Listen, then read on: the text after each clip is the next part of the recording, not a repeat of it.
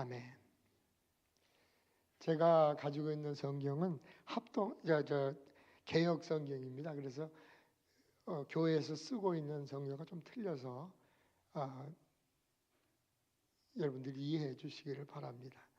오늘 하나님의 말씀은 입다에 대한 이야기를 함께 나누고자 합니다. 영적으로 무지한 사사 입다. 사람의 인생을 이렇게 돌아보면 여러 가지 많은 일들을 겪게 됩니다. 여러분도 저도 그러한 일이 있지만은 그 중에 이제 사람들이 세상을 떠나게 되면 그분들의 삶을 한번 돌아보는 시간을 갖습니다. 과연 우리는 그 개개인적으로 만약 세상을 떠나게 될 때 우리 후손들이, 우리 이웃들이 나를 어떻게 기억할까? 그런 생각을 한번 해봤습니다. 오늘 여러분들의 삶을 한번 돌아보시기 바랍니다. 어떤 것이 참 자랑스럽게 이야기할 수 있고 어떤 것이 우리 후손들에게 귀한 교훈을 줄 수 있을까? 그런 생각을 해볼 때 참 전 여러 가지 부족한 점을 많이 느끼게 됩니다. 오늘 입다는 길르앗의 기생을 통해서 낳게 된 서자로 낳게 됐습니다. 당시의 서자는 굉장히 여러 가지 모양으로 인정을 받지 못하는 그 같은 사람이었습니다. 하지만 장성을 해서 그래도 그 집에서 살다가 결국 그 집에서 쫓겨나게 됩니다. 재산 분배도 있고 여러 가지 대를 잇는 문제 때문에 쫓겨나게 돼서 도비라는 땅에 있다고 여기 성경에 기록하고 있습니다. 오랫동안 이 땅에서 여러 가지 잡료들과 함께 있었다. 그렇게 말을 합니다. 쉽게 말하면 오늘날로 말하면 양아치들이죠. 그냥 무의도식하는 그 같은 사람들과 함께 그냥 살았습니다. 그런데 암몬 자손이 어느 날 이스라엘을 쳐들어왔어요. 그렇게 될 때에 이 사람이 원래는 쫓겨날 때부터 기골이 장대하고 머리가 좋고 지혜가 있는 사람이었던 것 같아요. 그래서 이스라엘 백성들이 가만히 생각을 해보다가 이를 장군으로 삼고 암몬 자손을 물리쳐야 되겠다. 그런 생각을 갖게 됩니다. 그래서 이를 초청하기 위해서 그를 만나보게 됐습니다. 결국은 이 입다는 지혜가 있어서 그런지 자기를 지도자로 암몬 자손을 물리치고 나면 지도자를 세워줄 수 있겠느냐 이렇게 약속을 받고 결국은 이스라엘 장군으로 이제 쓰임을 받게 됩니다. 하나님은 이미 아셨어요. 이 서자된 이 입다를 통해서 이스라엘을 구원하기로 작정을 하셨던 것 같습니다. 그래서 그를 쓸모없는 사람으로 내버려 두는 것이 아니라 하나님이 그를 붙잡으셔서 하나님의 뜻을 따라서 이스라엘을 구원하는 사사로 인정을 하게 된 것입니다. 먼저 입다는 평화롭게 이 문제를 해결하기 위해서 암몬 자손과 함께 대화를 나눕니다. 왜 너희들이 우리를 침범하느냐라고 이야기할 때에 암몬 자손은 전쟁의 이유를 이야기합니다. 예전에 출애굽할 때에 이스라엘 백성들을 이끌고 나왔을 때에 이 암몬 자손과 그 여러 이웃 종족들이 땅을 차지하고 있을 때 그 땅을 통과해야만 가나안 땅에 들어갈 수 있었습니다. 그럴 때에 땅을 통과하는 값까지라도 내가 지불할 테니까 우리를 통과하게 해달라고 이야기를 할 때에 이 사람들이 통과를 못한다고 얘기를 했습니다. 그렇게 될 때 도저히 통과할 수 없는 것 같은 상황에 들어갔을 때에 결국은 이스라엘 백성들은 그들과 전쟁을 하게 됐어요. 그래서 그들을 물리치고 가나안 땅에 들어가는 그 통로를 만들어서 이제 들어가게 됐습니다. 이와 같은 과거사를 이야기하면서 그때 우리 조상들을 억압하고 전쟁하면서 많이 죽이고 여러 가지 그 땅을 차지하고 했기 때문에 우리는 너희들과 이번에 싸워서 이겨야 되겠다 하고 이렇게 얘기할 때 결국은 전쟁을 하게 됐죠. 그러나 성경에 보면 여호와의 신이 입다에게 임하셔서 이 전쟁을 승리로 이끌어갑니다. 그런데 이 승리하기 바로 전 그가 하나님 앞에 소원을 드리는 이야기가 나옵니다. 하나님 앞에 승리를 간절히 원했던 입다가 소원합니다. 만약 자신이 이 전쟁에서 승리하게 되면 자신을 맞이하기 위해서 처음 나오는 그 집에 사람을 갖다가 하나님께 제물로 드리겠다. 그렇게 잘못된 엉뚱한 소원을 하게 됩니다. 성경은 우리들에게 레위기나 신명기에 이렇게 말씀하고 있습니다. 레위기 20장 2절 3절의 말씀을 보면 무릇 그가 이스라엘 자손이든지 이스라엘의 우고한 타국인이든지 그 자식을 몰렉에게 주거든 반드시 죽이되 그 지방 사람이 돌로 칠 것이요 나도 그 사람에게 진노하여 그를 그 백성 중에서 끊으리니 이는 그가 그 자식을 몰렉에게 주어서 내 성소를 더럽히고 내 성호를 욕되게 하였습니다. 신명기 12장 31절에도 그들은 여호와의 꺼리시며 가증히 여기시는 일을 그 신들에게 행하여 심지어 그 자녀를 불살라 그 신들에게 드렸느니라. 이 신은 이상한 신입니다. 몰렉이라는 신은 어떤 신인가 하면 자식을 죽일 때 자식이 외치는 아픔의 고통을 기뻐 받으신다고 얘기를 합니다. 그 당시에 그런 상황 때문에 자식을 죽이는 일이 비일비재했다고 얘기를 합니다. 그러나 하나님은 이것을 절대적으로 금하시고 계시는데 아마 그 당시의 상황에서 입다가 그런 영향을 받았는지 모르지만 집에서 나오는 첫 번째 사람이 바로 그 번제의 제물이 되겠다고 얘기를 했습니다. 이런 큰 잘못을 저지른 입다를 생각을 해보면서 하나님의 법은 그렇지 않다는 것을 우리가 깨닫게 됩니다.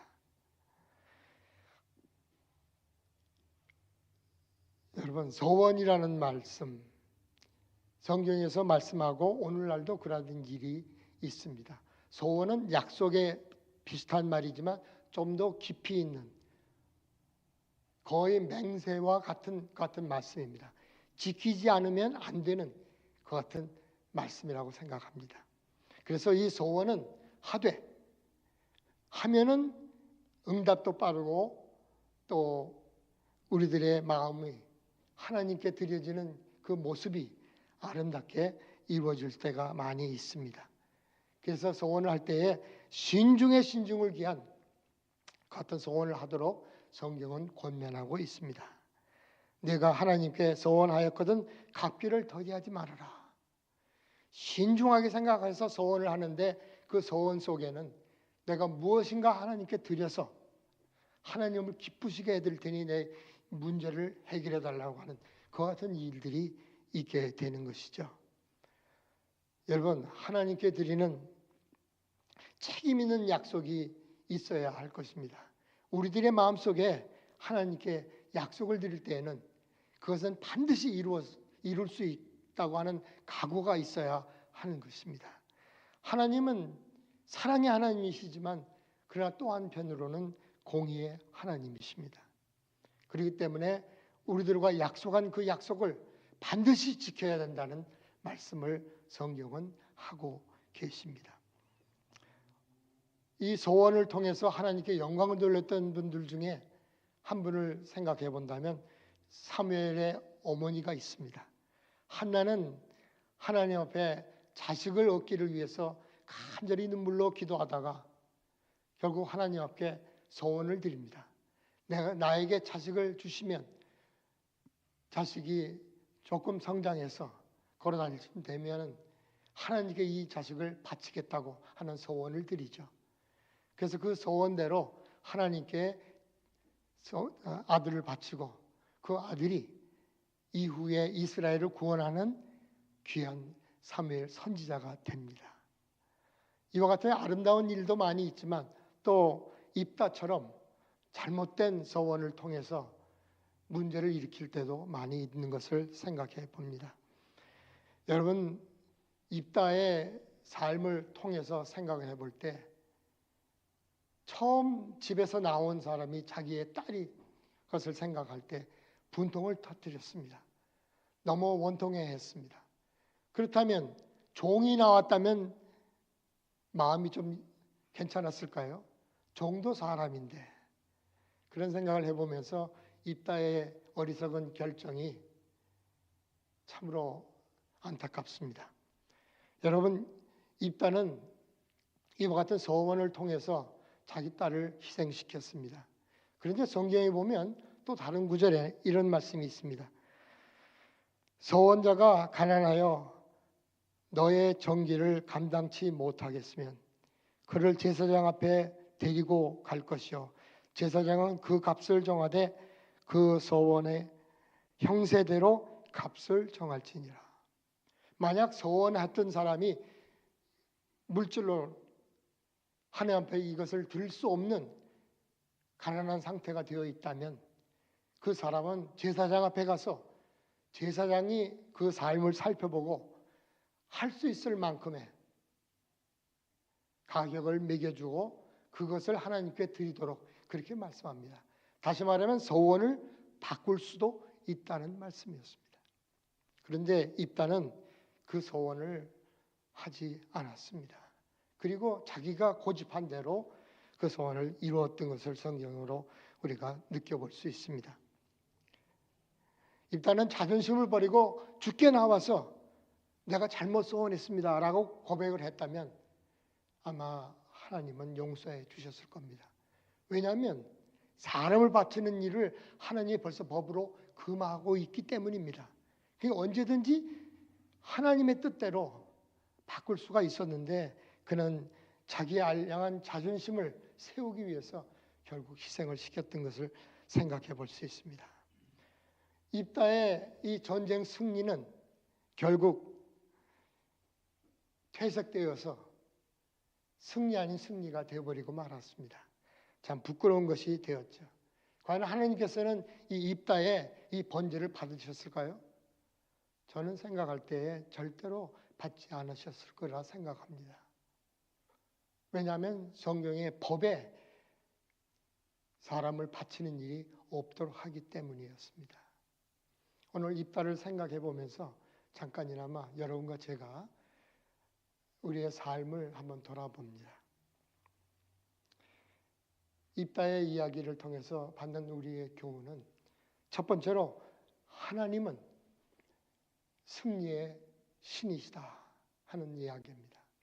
하나님은 아무에게도 기억되지 않는 입다를 오랫동안 시간이 지난 후에도 찾으셨고 그를 부르셨습니다.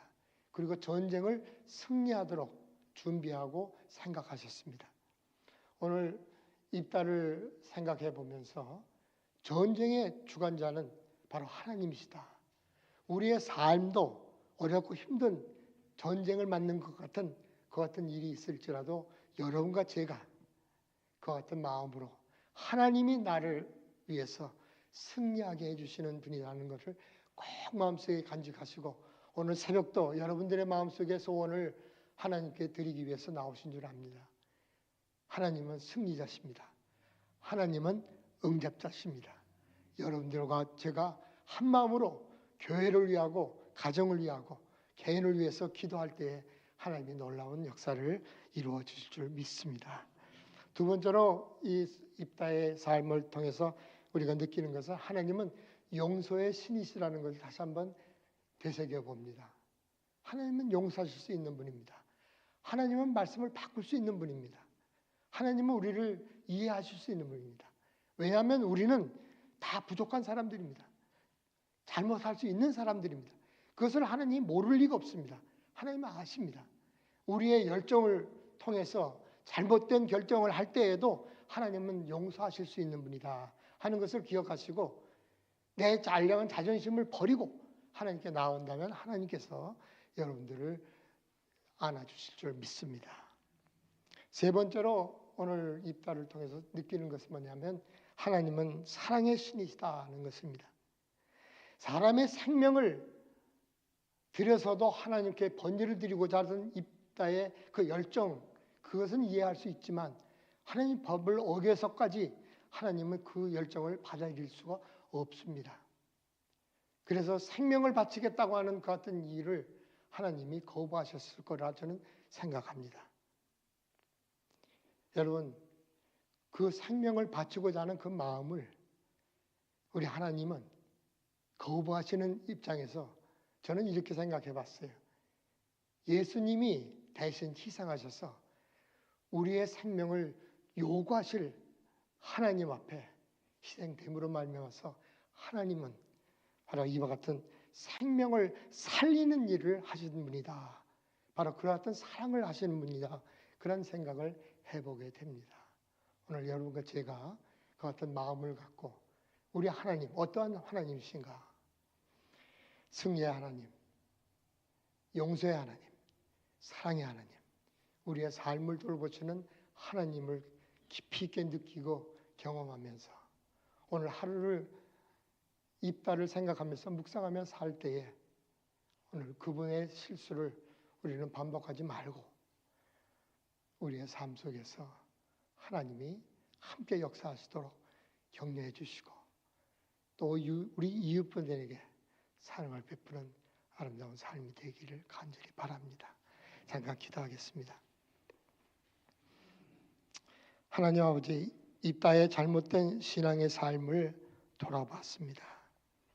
하나님께 드리는 서원을 조심해서 실행할 수 있도록 저희들을 인도해 주옵소서. 또한 잘못된 서원일지라도 용서하시는 하나님께 기도드릴 수 있는 겸손함을 허락해 주옵소서. 예수님 이름으로 기도드립니다.